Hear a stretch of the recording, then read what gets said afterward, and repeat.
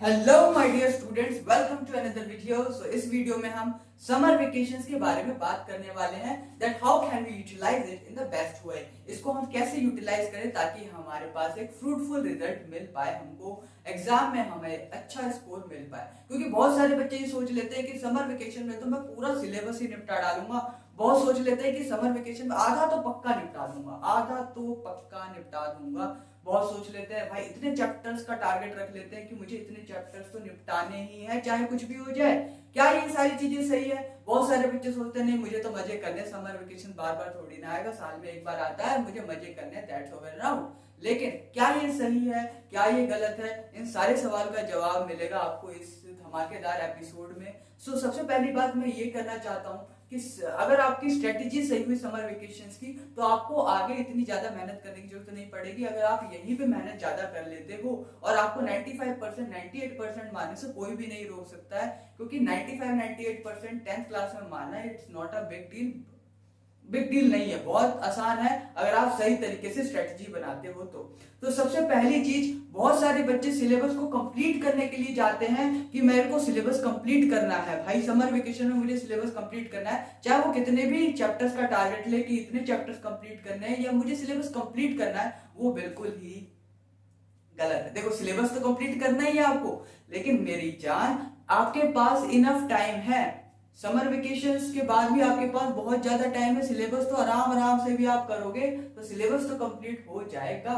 लेकिन अगर आप समर वेकेशन में सिलेबस को कंप्लीट करने जाओगे, क्वांटिटी पे ध्यान दोगे तो क्वालिटी बेकार हो जाएगी। आपको सिलेबस कंप्लीट किस तरीके से करना है, भले ही आप लिमिटेड चैप्टर्स करो, लेकिन उसको इस तरीके से करो कि उससे, उस चैप्टर से कोई भी सवाल आए आपको घबराहट ना हो। ठीक है या आपको इस तरीके से करना भाई, घबराहट नहीं होनी चाहिए। आपको क्वालिटी पे फोकस करना है, ना कि क्वांटिटी ऑफ चैप्टर्स पे आपको फोकस करना है। अगर आप क्वांटिटी पे फोकस करने चले गए तो क्वालिटी आपकी बेकार हो जाएगी। जब 2-3 महीने बचते हैं एग्जाम के, तब हमें क्वांटिटी पे बूस्ट करना रहता है और क्वांटिटी पे ज्यादा फोकस करना रहता है, सिलेबस कंप्लीट करने के चक्कर में पढ़ना पड़ता है। लेकिन अगर अभी ये सोचोगे तो गलत कर पाओगे। बहुत सारे बच्चे, उम्मीद है, यही स्ट्रेटेजी बना रहे होंगे, जो कि बिल्कुल ही गलत है। आपको जो भी चैप्टर्स करना है बिल्कुल बढ़िया तरीके से करना है। तो बढ़िया तरीके से कब हो पाएगा, यही तो क्वेश्चन है। चलो मान लिया हाँ बढ़िया तरीके से करना है, तो कब मैं जानूं कि मुझे बढ़िया तरीके से ये चैप्टर आ चुका है?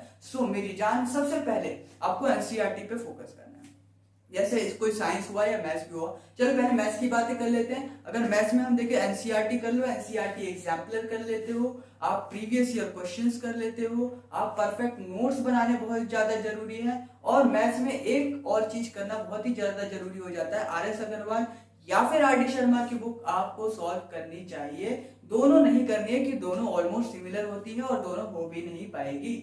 ठीक है, तो आपको कोई भी एक सॉल्व करना है, वो किस लिए करना है? देखो, एनसीईआरटी और एग्जाम्पलर भी कर लेते हो, सबसे पहले तो देखो यही करना है, उससे ही आपके बहुत सारे कंसेप्ट स्ट्रॉन्ग हो जाते हैं। लेकिन मैथ्स में क्या है, it needs a lot of practice, आपको बहुत ज्यादा प्रैक्टिस की जरूरत होती है। तो प्रैक्टिस कहां से करोगे? उसके लिए एक बुक होनी चाहिए जो कि आर एस अग्रवाल या फिर आर डी शर्मा, बढ़िया बुक है प्रैक्टिस के लिए, क्योंकि उसमें क्वेश्चंस बहुत सारे होते हैं। अब अगर हम बात करें साइंस की, साइंस मैं खुद ही इस चैनल पे पढ़ा रहा हूँ, आप साइंस के नोट्स यहाँ से ले सकते हो। नोट्स कैसे? नोट्स खुद से बनाओगे। अगर आप चाहते हो कि नोट्स मैं दे दूं तो कमेंट करके जरूर बताना, मैं नोट्स भी प्रोवाइड आपको कर दूंगा। हालांकि सेल्फ नोट्स जब बनाओगे तो ज्यादा बेटर रहेगा, आपको ज्यादा अच्छा रहेगा। जो भी मैं लिखवा रहा हूँ बोर्ड पे, वो सारी चीज अपने नोट्स में लिख लो, तो वो I think it is more better. ठीक है, तो आपको ज्यादा बेटर रहेगा। फिर साइंस में अगर मैं बात करूं, फिर से एनसीईआरटी करनी है, एनसीईआरटी एग्जाम्पलर करना है, नोट्स तो बनाने ही बनाने हैं, नोट्स बिल्कुल बढ़िया तरीके से बनाओ और प्रीवियस ईयर क्वेश्चंस कर लो। अगर इतना भी कर लेते हो तो कोई भी दर्द और दिक्कत, कोई भी पीड़ा होने वाली आपको नहीं है। क्योंकि बहुत सारे बच्चे क्वांटिटी ऑफ बुक्स पे ज्यादा फोकस कर लेते हैं। You have to minimise the books, number of books को कम करना है आपको। इसको कम करोगे तभी ज्यादा रिजल्ट पाओगे, क्योंकि 100 बुक्स को एक बार पढ़ने से बढ़िया है एक बुक को 100 बार क्यों ना पढ़ लें। तो मेरे कहने का मतलब है, जो भी आपके पास कंटेंट है, जो इतने भी आपके पास बुक्स है, उसको मिनिमाइज करो। उसको क्या करना है? आपको मिनिमाइज करना है, ताकि आप उसको ज्यादा से ज्यादा बार पढ़ पाए। जितना ज्यादा मिनिमाइज करके पढ़ोगे उतना ज्यादा अच्छा होगा। बहुत सारे बच्चे 8-10 बुक खरीद लेते हैं लेकिन उन्हें पढ़ना कुछ नहीं होता, तो उससे भी कोई फायदा नहीं है। 2-3 ही बुक्स खरीदो लेकिन उसको बिल्कुल बढ़िया तरीके से आपको पढ़ना है। अब नेक्स्ट चीज अगर हम बातें करें कि चलो पढ़ने की स्ट्रेटेजी बता दी, लेकिन आपको पढ़ना कैसे है, कितना पढ़ना है, तो अकॉर्डिंग टू मी, मेरे अनुसार भाई कंसिस्टेंट रहो। भले ही चाहे कितना भी पढ़ो वो मैटर नहीं करता, लेकिन consistent is very mandatory. Consistent होना बहुत ही ज्यादा जरूरी है, क्योंकि देखो 16 घंटे 18 घंटे भी पढ़ना बहुत ही ज्यादा आसान है, लेकिन सिर्फ 1 या 2 दिन के लिए।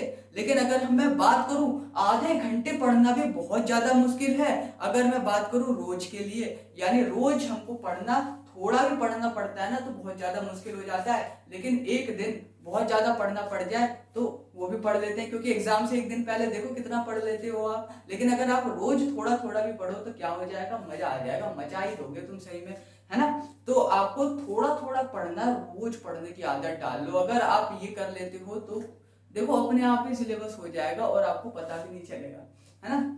तो बहुत ही मोहब्बत से कर सकते हो इस काम को। तो कंसिस्टेंट रहना बहुत जरूरी है, जो कि बहुत ज्यादा टिपिकल तो है, लेकिन हाँ, लेकिन क्या क्या बोलते हैं उसको, टिपिकल तो है, बहुत ज्यादा मुश्किल है लेकिन असंभव नहीं है। सो अगली चीज हम बात करते हैं, आपको डिस्ट्रैक्शन से दूर रहना है। इस समर वेकेशन में काफी ज्यादा डिस्ट्रैक्शन है आपके पास। इस मॉडर्न एरा में तो बहुत सारी डिस्ट्रैक्शन है, जैसे कि मोबाइल फोन्स। हाँ, मोबाइल फोन आपको देखने हैं, जरूर देखने हैं, मेरी वीडियो भी उसमें देखनी है, आपको देखनी है कि नहीं, है ना। मतलब पढ़ाई की चीज तो आप देख सकते हो मोबाइल फोन से, काफी ज्यादा यूजफुल भी, ऐसी बात नहीं है, लेकिन डिस्ट्रैक्शन भी तो काफी ज्यादा है इसमें। आप इसमें सोशल मीडिया को यूज कर लेते हो, these are distractions for you. आप वो चीज जो पढ़ाई से हटके अगर कुछ भी चीज यूज कर रहे हो मोबाइल फोन में, तो वो सारी चीज आपके लिए डिस्ट्रैक्शन है। और सबसे पहली बात मैं ये कहना चाहूंगा कि मैं बहुत सारे बच्चों से पूछता हूँ कि which is the most distractful thing for you. So अब वो यही बोलते हैं कि मोबाइल फोन्स। मुझे आज तक ये समझ नहीं आता कि मोबाइल फोन एक इंसान को, एक स्टूडेंट को कैसे डिस्ट्रैक्ट कर सकता है। मोबाइल फोन बेचारा शांति से बैठा होता है, स्टूडेंट जाके उसको छेड़ता है, तो मोबाइल फोन ने डिस्ट्रैक्ट किया स्टूडेंट को या स्टूडेंट ने जाके मोबाइल फोन को डिस्ट्रैक्ट किया, ये सोचने वाली बात है। तो आप मोबाइल फोन को डिस्ट्रैक्ट करते हो, ना कि मोबाइल फोन आपको डिस्ट्रैक्ट करता है। तो ये मिथ को दूर करो। तो डिस्ट्रैक्शन ये मत बोलना मोबाइल फोन है, आपको सोशल मीडिया का यूज नहीं करना है। मैं ये नहीं बोला कि सोशल मीडिया आपको यूज ही नहीं करना है, सोशल मीडिया ये भी नहीं कह रहा बेकार है। देखो हर चीज अच्छी होती है, हर चीज बुरी होती है, कोई भी चीज ऐसी नहीं है जो अच्छी होती है और कोई भी चीज ऐसी नहीं है जो बुरी होती है इस दुनिया में। बस डिपेंड करता है किस टाइम पे उस काम को आप कर रहे हो। सोशल मीडिया भी अच्छी है, लेकिन ये जो टाइम है स्टूडेंट लाइफ, ये अच्छा नहीं है। इस टाइम पे करना ये बेकार है। आप इंस्टाग्राम पे फॉलोवर्स को बढ़ाने के चक्कर में रहते हो, लेकिन भाई जो भी बढ़ा है, जहां भी आप चला रहे हो, जो भी सोशल मीडिया यूज कर रहे हो कि लाइक्स बढ़ जाए, ये बढ़ जाए, ये वो करते रहते हो, लेकिन अगर आप कुछ बड़ा जीवन में कर लोगे तो किसी से कहने की जरूरत नहीं पड़ेगी कि मेरे फॉलोवर्स बढ़ा दो और मेरे ये काम कर दो, वो काम कर दो। अपने आप ही फॉलोवर्स आपके पास आएंगे, आपके कदम चूमेंगे। समझ में आई बात। बहुत सारे बच्चे स्टेटस लगा रहे होते हैं, व्हाट्सएप पे डीपी लगा रहे होते हैं। अरे मेरी जान, अपनी स्टेटस लगा रहे हो, अपने ही मोबाइल में लगा रहे हो, उससे कोई फायदा नहीं है। कुछ ऐसा करके दिखाओ कि लोग अपने मोबाइल में तुम्हारी स्टेटस लगाए, तुम्हारी फोटो दूसरे की मोबाइल में जब लगने लग जाए तब कुछ अच्छा करके दिखाओगे ना। तो अपने समर वेकेशन में फालतू की चीजों में नहीं पड़ना कि मुझे स्टेटस लगाना है, दूसरों का स्टेटस देखना है, वहां क्या चल रहा है, वहां क्या चल रहा है, किसी से कोई मतलब नहीं होना चाहिए। क्योंकि कोई भी, हमें अपने लिव फॉर द रीजन से रहना चाहिए कि देखो ये काम आप कर रहे हो, क्या वो आपके रिजल्ट के लिए हेल्पफुल है तो सही, नहीं तो उस काम को ही छोड़ दिया जाएगा। स्टेटस लगाना, स्टेटस किसी का देखना, डीपी लगाना, इंस्टाग्राम चलाना, क्या वो हेल्पफुल है आपके लिए? नहीं है, बिल्कुल नहीं है। उसको तुरंत ही बंद कर दो, बाद में चला लेना, कोई दिक्कत वाली बात नहीं होती है। ठीक है, तो ये सारी चीज आप अच्छे से अगर करते हो तो समर वेकेशन में कोई भी चीज की दिक्कत आपको नहीं आएगी। बहुत सारा खाली समय भी आपके पास बच रहा होगा, क्योंकि ज्यादा मत पढ़ो, 3-4 घंटे पढ़ो, 2 घंटे सुबह या 2 घंटे शाम, तब भी काम चल जाएगा। लेकिन वो तो आप डिसाइड करोगे कितना और कैसे पढ़ोगे। लेकिन आपके पास बहुत ज्यादा खाली समय भी बचेगा, उसमें आप अपनी हॉबीज को पूरा कर सकते हो, खेलो कूदो, उसमें मना नहीं है। लेकिन अगर मोबाइल फोन्स में गेमिंग वगैरह कर रहे हो वो बेकार है, क्योंकि उसमें एडिक्शन लग जाता है, बहुत खतरनाक वाला। जब आपके पास खाली समय बचे तो अपने माता पिता की सेवा कर सकते हो, अपने आप को बिजी रखना है, क्योंकि मेरे गुरुजी ने भी यही बताया था कि जितना ज्यादा अपने आप को बिजी रखोगे उतना ज्यादा आपके लिए अच्छा रहेगा। खाली समय में जब खाली होता है ना इंसान, बिजी नहीं रहता किसी काम में, तो भी वो उल्टी सीधे हरकत करता है। लेकिन अगर इंसान बिजी है तो वो उल्टी सीधे हरकत नहीं करेगा। अगर आपके पास टाइम ही नहीं होगा इंस्टाग्राम चलाने का तो कैसे चलाओगे? आप टाइम ही निकाल लेते हो कि ये सारी चीज मुझे चलानी है, सोशल मीडिया को यूज करना है, तभी तो आपके पास टाइम होता है और आप चला लेते हो सोशल मीडिया। आप उस टाइम को, और भी तो काम है, माता पिता की सेवा नहीं कर सकते क्या उस काम में? तो आई थिंक अब मुझे बंद कर देनी चाहिए वीडियो। सो समर वेकेशंस कैसे यूटिलाइज करना इन the best way, I think सारे बच्चे समझ गए होंगे। So keep it up and have a blast in your life.